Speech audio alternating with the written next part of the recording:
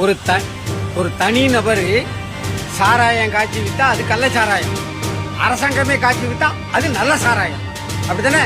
பாதுகாப்பு படையில நாட்டை பாதுகாக்கிறதுக்காக தான் உயிரை இழந்துறதவன் செத்து பாடி எங்க தூக்கிக்கிட்டு வந்தா அவனுக்கு 3 லட்சம் கொடுக்கறதுக்கு 4 லட்சம் கொடுக்கறதுக்கு நிதி இல்ல, மயிறு இல்ல, மம்முட்டி இல்லைங்கிறது.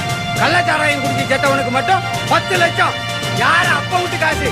முதல்வர் நிவாரண நிதியில இருந்து கொடுக்கறேன்னு அறிக்கை கொடுக்கிறிய, வெட்கமா இல்ல? முதல்வர் நிவாரண நிதி யாருக்காக ஏற்படுத்தப்பட்டது?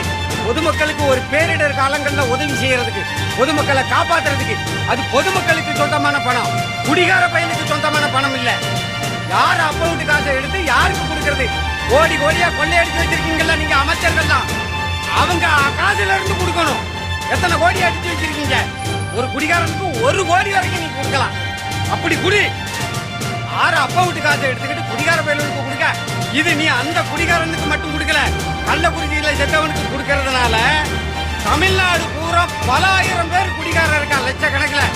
குடிச்சிட்டு வேலை செய்யறதுக்கு உடம்புல பலம் இல்ல, அவனை பூரா ஊக்கப்படுத்துறதுக்கு. அப்ப தமிழ்நாடு பூரா லட்சக்கணக்கில் குடிச்சிட்டு உங்ககிட்ட 10 லட்சம் வாங்கணும். மொத்த தமிழகத்தையும் அழிச்சு ஒழிக்கிற செயல்